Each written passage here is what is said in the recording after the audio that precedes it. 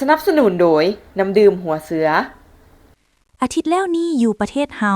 ได้มีพิธีเปิดบริษัทป้องกันอัคคีภัยลาวจำกัดโดยการให้เกียรติเข้าร่วมของทานพลจัตวา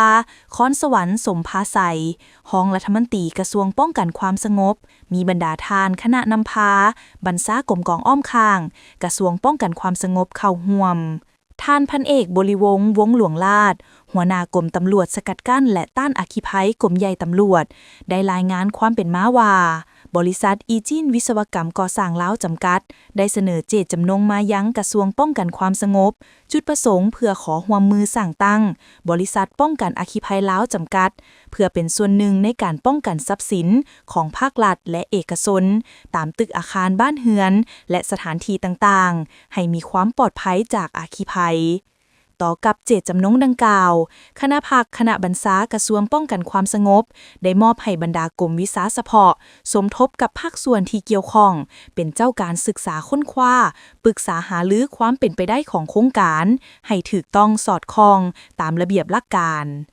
คาดหวังว่าภายหลังโครงการนี้ได้รับการจัดตั้งสำเร็จจะเป็นการสร้างมาตรฐานความปลอดภัยด้านอัคคีภัยให้แก่บรรดาโรงจักรโรงงานสถานราชการอาคารบ้านเรือนของประชาชนเพื่อยกสูงด้านความปลอดภัยของชีวิตและทรัพย์สินท่านจูทิงประธานบริษัทป้องกันอัคคีภัยลาวจำกัดมีคำเห็นว่า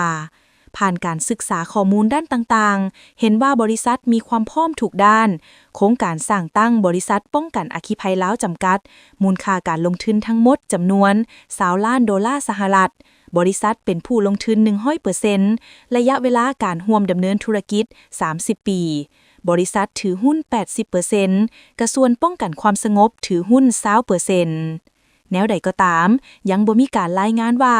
บริษัทดังกล่าวนี้จะให้การบริการสังคมในรูปแบบใดแต่ก็หวังว่าถ้าหากมีบริษัทเฉพาะด้านจะเฮ็ดให้ประชาชนลาวโล่งใจขึ้นในการป้องกันปัญหาไฟไหม้ที่มักเกิดขึ้นในแต่ละปีโดยเฉพาะแม่นฤดูแล้งความซื่นใจมีหน้าตาเป็นแบบใดหน้าตาซื่อๆแต่เห็นแล้วซุ่มซื่นหัวใจน้ำบ่